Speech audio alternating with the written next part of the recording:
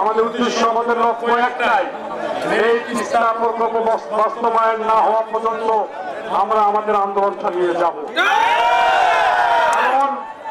কারণ আমরা দীর্ঘ লম্বা একটা সময় এই তিস্তা পাড়ের লোক, আমরা যারা কাউনিয়ার বাসী, আমরা শুধু কাউনিয়াবাসী না, যারা এই নদীর দিক দিয়ে যে সমস্ত গ্রাম, ইউনিয়ন, ওয়ার্ড জড়িত আছে, আমরা সবাই কিন্তু অনেক কষ্ট পেয়েছি। আমাদের দেশের যদি প্রতি বছর বাজেটে যদি 5,000 কোটি টাকা আমরা যদি বরাদ্দ করি, তাহলে 5 বছরে 5,000 কোটি টাকা, 25,000 কোটি টাকা, 25,000 কোটি টাকা চায় না। আমাদের দেশে কোনো সমস্যা হওয়ার কথা নয়। ওয়ালটন এখন দেশের সীমানা পেরিয়ে পৌঁছে গিয়েছে 50টিরও বেশি দেশে। ওয়ালটন, ঘরে ঘরে, বিশ্বজুড়ে। তার মানে আমরা 25,000 কোটি টাকা লাগলেও আমরা আমাদের দেশের টাকা দিয়ে এই তিস্তা মহাপরিকল্পনা আমরা সম্পন্ন করতে পারবো। শুধু দরকার কি?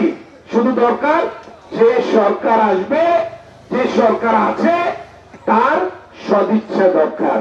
আমাদের নেতা জনাব দুলু ভাই বলেছেন যে আমরা তিস্তা মহাপরিকল্পনা এই অন্তর্বর্তীকালীন সরকার আমরা উদ্বোধন দেখতে চাই।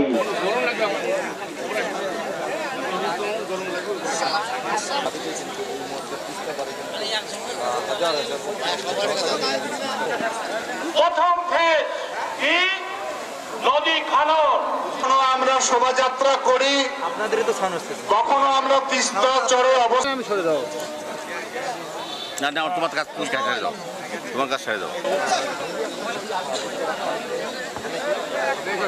এই ব্রিজের নিচ যে দুলু ভাইয়ের মঞ্চের এখানে আর মই এই পাশে ঘুরিয়েছি।